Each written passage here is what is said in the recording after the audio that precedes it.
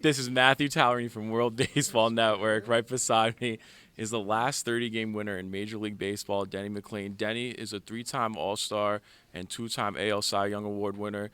Denny, how does it feel to be here in White Plains, New York for the Lucky Promotions Sports Trading Show today?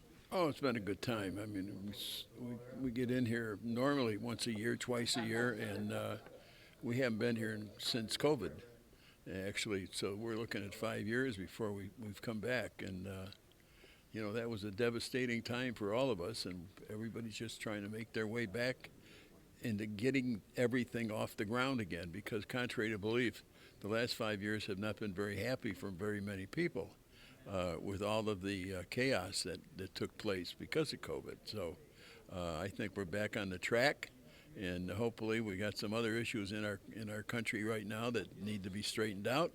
And I think, listen, we're Americans. We always do the right thing eventually. And what did it mean playing in 1968 for that Tigers, championship team? And you said about, certain parts of the country going to Vietnam during that time frame. You guys, it was a lot. It was a lot in Detroit, and other metro cities in that time frame. How did you feel that team was, full of manpower, with guys like Willie Horton, the late Al Kaline? What did those guys mean to you? Well, if it ever was applicable, it's in the sense that the word team does not have any other letter to lead it off except the word T, the letter T.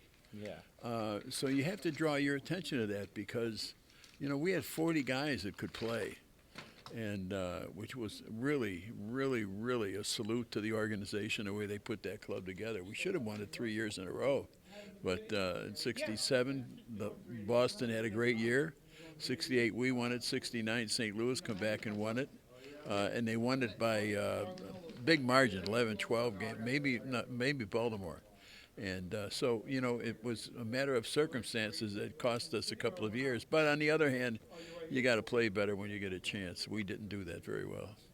What did it mean to play in Tiger Stadium for those seasons, and how the fans were just so, welcoming to you, and like, let alone like, what was it like playing in that stadium in the corner? Well, it's where we lived. I mean, you got to play where you live and where the ballpark is. And I think most of us were glad to see that ballpark go in the year 2000 when they tore it down. It was not a very friendly ballpark when it came to the environment there. The men's room was a great big sink. I mean, why? I guess that's the way they did things in the 20s. But it was a little scary. And it was you had varmint, as they say, running around the ballpark and things like that. And once they got their act together and they voted the money on there, the ballpark became a real major league park. And today, I think it stands out. Maybe uh, specifically for one sport, it's a baseball stadium. It isn't football. It isn't hockey. It isn't anything else except baseball. And I think it's probably one of the only ones in America.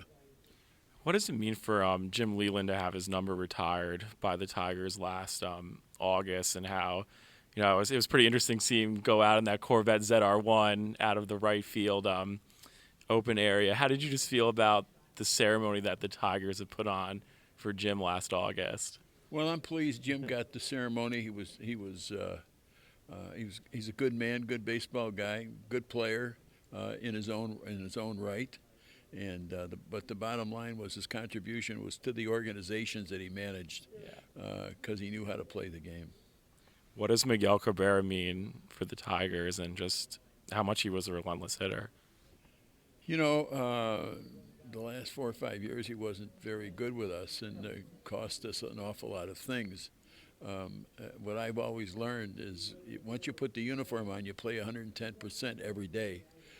He let us down the last 4 or 5 years he was there because he wasn't giving us 100% every day.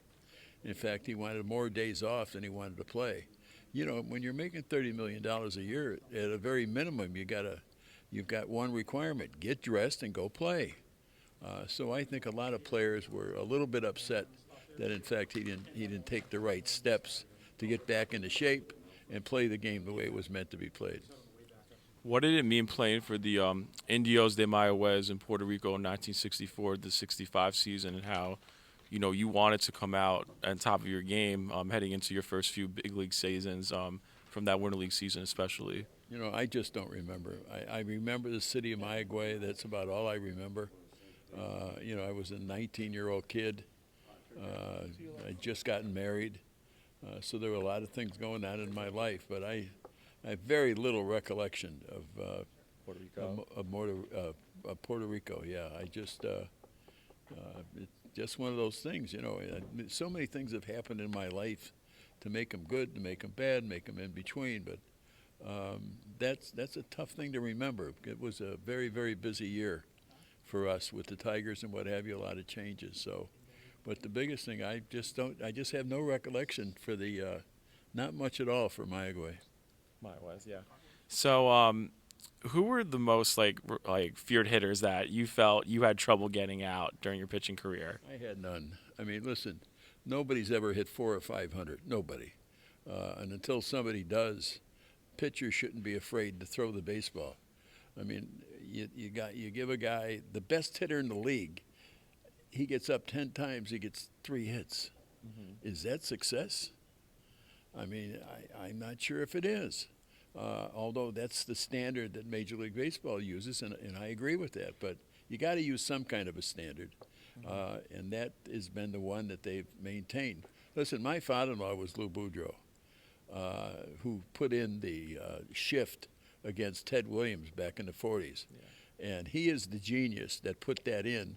And just think about this. In the 40s, he saw what was needed, and he did it. And for all of those years, while he managed and played and did radio broadcasting and TV broadcasting, the guy was a genius when it came. But those are the kinds of people that baseball now needs again. Somebody who can see in the future. And it's unfortunate, but we don't. We're too worried about putting a man on second base in the 10th inning. Yeah. We're too worried about having a relief pitcher start a game. We're too worried about a guy getting 100 pitches. Let's play the game again. Right. We're not playing the game that we all grew up playing. The pitch clock. One last question. What are your thoughts? I mean, do you think if we have a lockout after 2026, is there a lot between the 30 owners and the players union that either don't see the eye to eye with the pitch clock, prorated? What's your observation of how you think the pitch clock is going to either benefit or not benefit the game? Answer the question the same way you asked me the question. If you're making $30 million a year, would you want to go out on strike? No. Or the pitch clock. What about the pitch clock and just into that? If you're making $30 million a year, you don't want to pitch? You got a point. That's why you won 30. You got to be an idiot not to want to play. That's why you won 30 games. My God. I mean, so can you imagine? Yeah.